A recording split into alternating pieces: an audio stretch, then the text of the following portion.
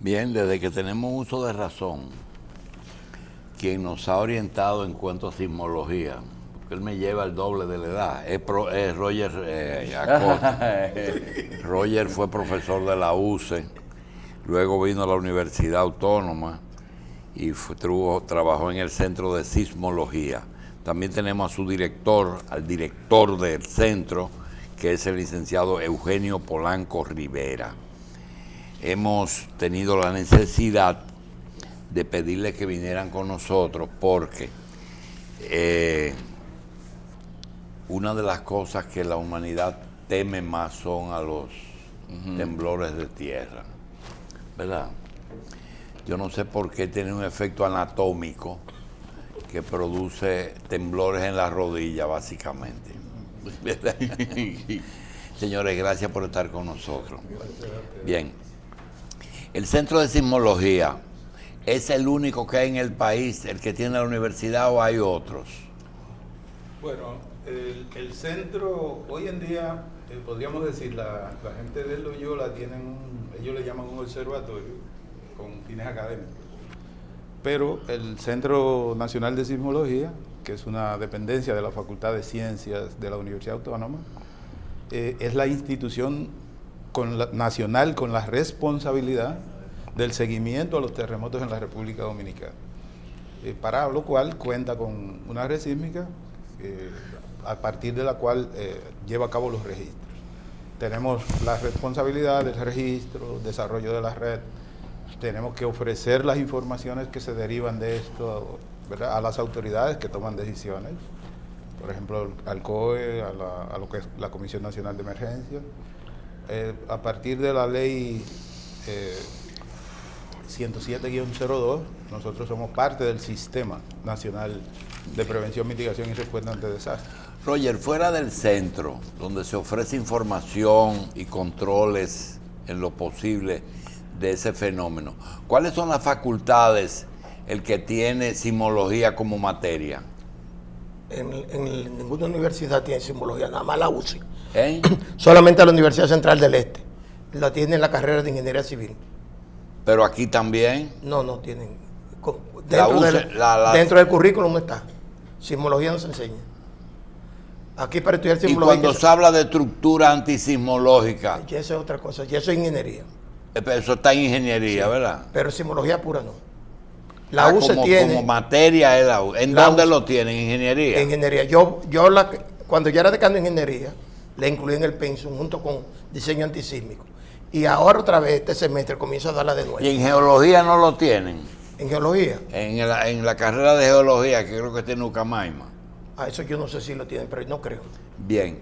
El país tiene zonas que son propensas a ocurrir ese tipo de fenómenos y son las famosas fallas geológicas.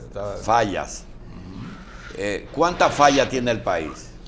Bueno, hasta ahora se identifican unas 14 fallas, pero a veces hay pequeñas fallas que no están, digamos, delimitadas especialmente por los geólogos.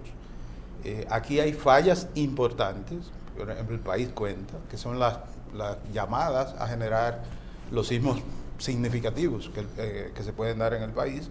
Por ejemplo, un elemento fundamental para la ocurrencia de terremotos en la República es la interacción de las placas norteamericanas y del Caribe. Esa es la principal fuente de terremotos en el país.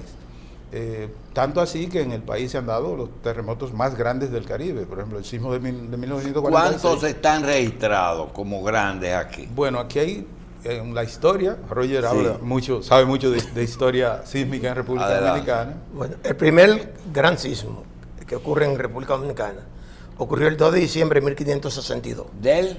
2 de diciembre de 1562. Destruyó a Santiago y La Vega. Ese fue el que desbarató la ciudad de La Vega. De La Vega y de Santiago, que tuvieron que ser trasladadas a orillas de los ríos. ¿Cuántos años después del descubrimiento? 70. Si fue en 1492 a 1562 son como 70 años. 70 años. ¿Y después... el segundo? El segundo, en esa parte de ahí, porque Eugenio está hablando del borde de la placa, el borde norte de la placa del Caribe. En 1842, el 7 de mayo, se produjo un terremoto que destruyó a Cabo Haitiano y toda la parte norte de la isla. Produjo 6.000 muertos en 1842. Incluso 2 años antes de la independencia. De la independencia. Ese sismo destruyó la economía haitiana y ayudó a que los trinitarios pudieran activar realmente.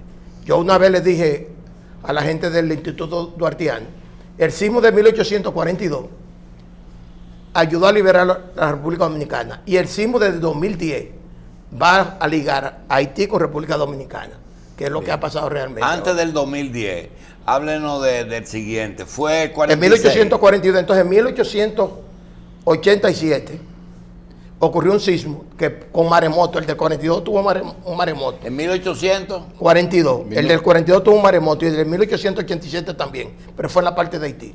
Entonces el otro sismo grande del norte fue el del 4 de agosto de 1946, que fue de magnitud 8.1, que estaba hablando Eugenio ahora, y produjo un maremoto que barrió a Matancita.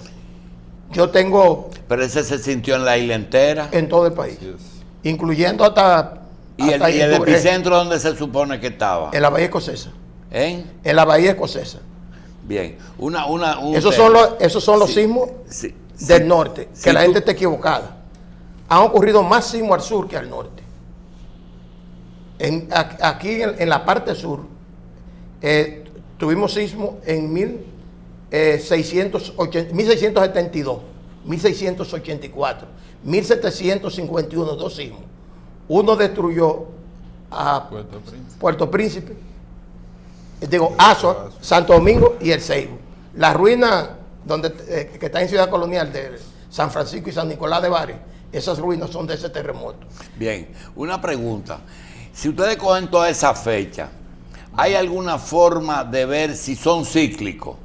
Bueno, el asunto cíclico de los sismos es algo, voy a mencionar el caso de Parkville en California, que los sismos ellos observaron que ocurrían con cierta regularidad y eso en realidad se rompió. En el caso de nosotros, vemos que no hay una regularidad porque en el siglo XVIII ocurrieron varios sismos con periodos muy cortos. Por ejemplo, 1761, pero hay un sismo en 1751, ¿verdad? En 1770 en el caso de Haití, que hubo un 1701, 1751, 1761. Entonces no vemos ciclos. Luego, fíjense que pasa bastante tiempo para ocurrir los sismos del norte que Roger mencionaba, y luego el tiempo que transcurre para que ocurra el sismo de 1946, aunque en 1911 también ocurre un sismo en la parte de San Juan, pero no es un sismo, digamos, tan grande, ¿no? Es un sismo que ocurre en el siglo pasado, siglo XX. 1911, está en 1946, después 1953, que hay un evento también importante, aquí en Ocoa 1962, que no sé si lo recuerde. Enero. ¿Verdad? Bueno, y después ha habido una secuencia de sismos no tan grandes, 6.5 por ejemplo, pero en realidad no encontramos digamos una regularidad en la ocurrencia de los terremotos en la República Dominicana, y eso posiblemente responda a que hay muchas fuentes. O sea, no tenemos una fuente única, porque para hablar de ciclo tendríamos que identificar una fuente en particular y conocer su historia de una fuente en particular, que es el caso que se ha hecho en el caso Parkville en California, que como tienen, ¿verdad?, la historia por mucho tiempo de una porción de la falla de San Andrés, pues ellos encontraron un ciclo de casi 21 años. Sin embargo, eso les falló, porque en el 21 ocurrió uno, ellos esperaban el otro en el 40 y tanto, ocurrió en el 34, luego ocurrió en el 66, y luego esperaban el siguiente en el 80 y tanto, ocurrió en el 2000 y pico, ¿verdad? Entonces se ve que no, y eso también la naturaleza de la Tierra misma, porque como estos procesos se dan, los procesos que tienen que ver con la acumulación de energía, con la deformación de los materiales, ¿verdad? ¿Cuándo se va a romper? Ese es el problema. El material está acumulando energía, pero yo no sé en qué momento se va a romper.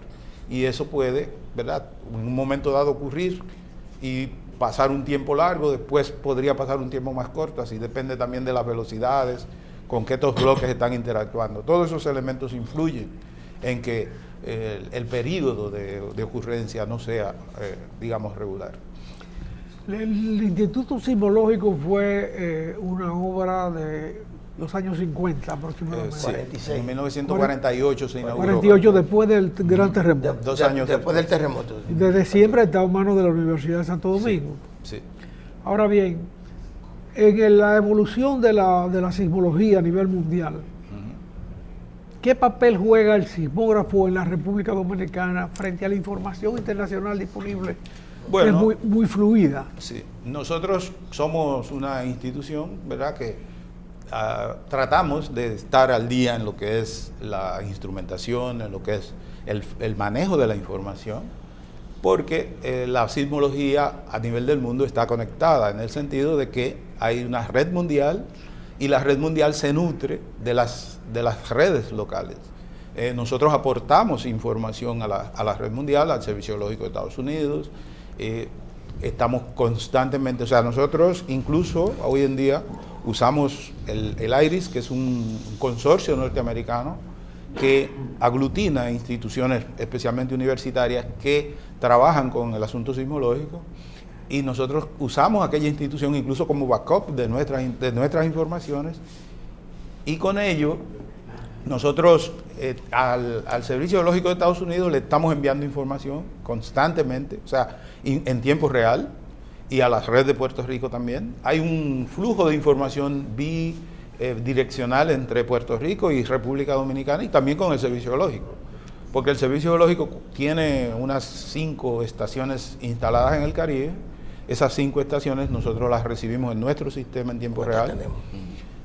Después de Puerto Rico, ustedes saben, hay una parte del canal, el canal de la Mona, por ejemplo, en donde tenemos una sismicidad importante.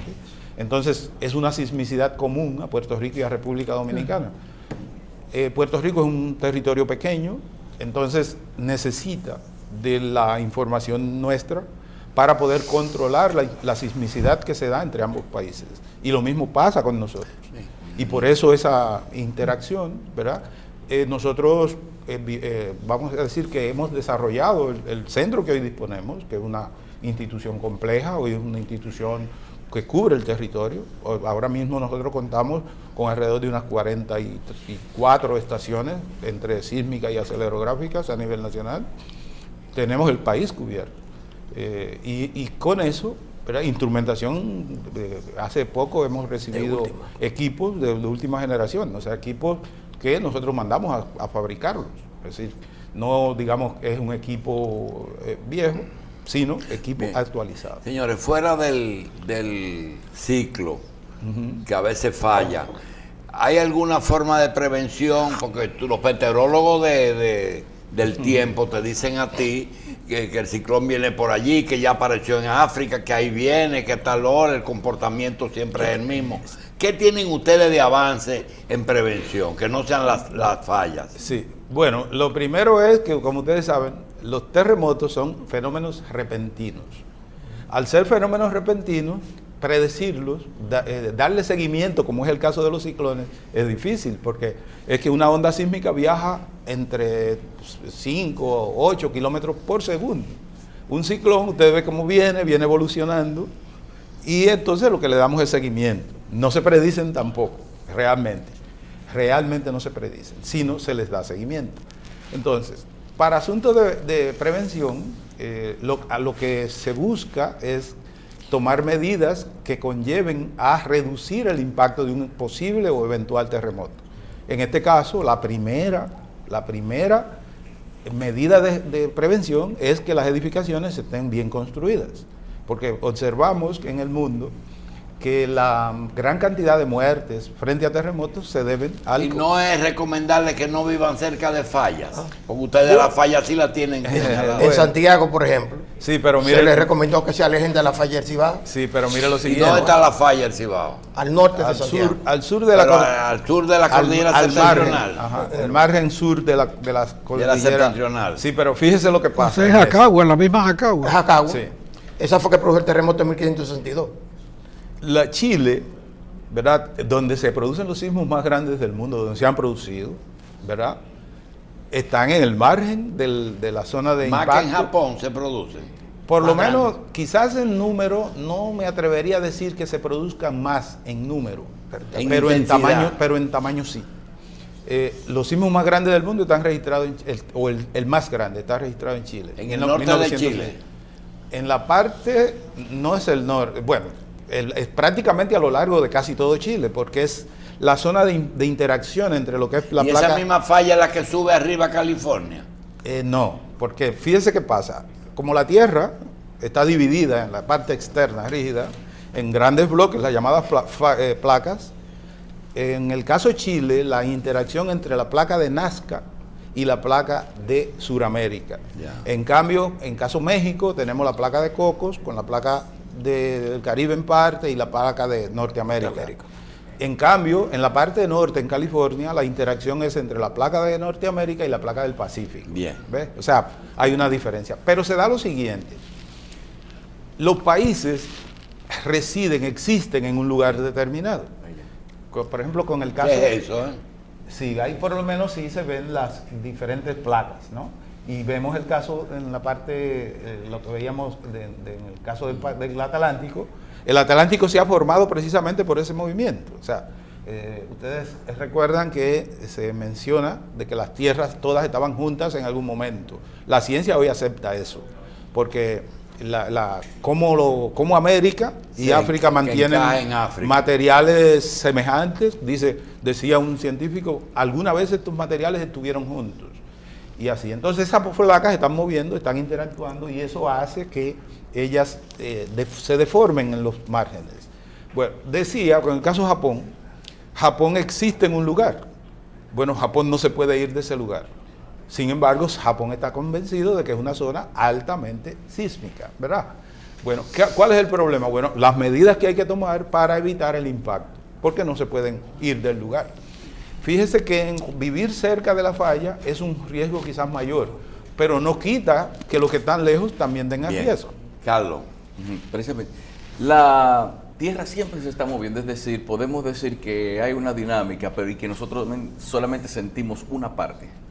Bueno, hay una dinámica que la Tierra como cuerpo vibra, Sí. pero hay esto que es la ocurrencia de temblores pequeños, no de verdad. Todos los días tiembla. Si nosotros diariamente hacemos un reporte de sismicidad, en lo que a veces reportamos que 10 sismos, que a veces 5, que a veces 2, a veces ninguno, ¿verdad? Esos eventos generalmente la población no los siente, lo siente a partir de cierto tamaño. Eso es constante y eso es porque las fallas que tenemos están acumulando energía, pero tienen regiones que no soportan acumular grandes cantidades de energía, se rompen y producen estos pequeños temblores. Aquí se están construyendo muchas estructuras elevadas, vamos a decir, pisos de torres y todo eso. ¿O se está haciendo eso en lugares donde se ha tomado en cuenta el riesgo sísmico? Bueno, yo siempre, usted sabe que a la población le preocupa mucho las torres. Y yo digo, ¿Y a bueno, ustedes les preocupa la torre? a mí no me preocupan tanto las torres, a mí me preocupan las viviendas, porque si observamos el caso, por mencionar Haití, ¿qué había en Haití? Muchas construcciones mal hechas. Mal hechas y pequeñas, y sin embargo, fíjese que en Haití Sí, quedaron... pero en pie. acuérdese que esta es una ciudad que se ha hecho de 2 pisos, antes era de un solo No, piso. así es, de Santo hecho- Domingo era de un solo piso. Usted habla de un sismo incluso desde 1842, ¿cómo pudo haber 6.000 muertos en un territorio donde toda la casa era de un solo piso? Sí. Bueno, Quizá mire qué muchas pasa, mire qué pasa. Se ha visto en el mundo que los edificios muy altos no son los que colapsan frente a los sismos, sino hay unas alturas promedio. Eso está vinculado a las características de los terremotos, que tienen frecuencias específicas, y los edificios tienen también sus modos de vibrar y ese tipo de cosas.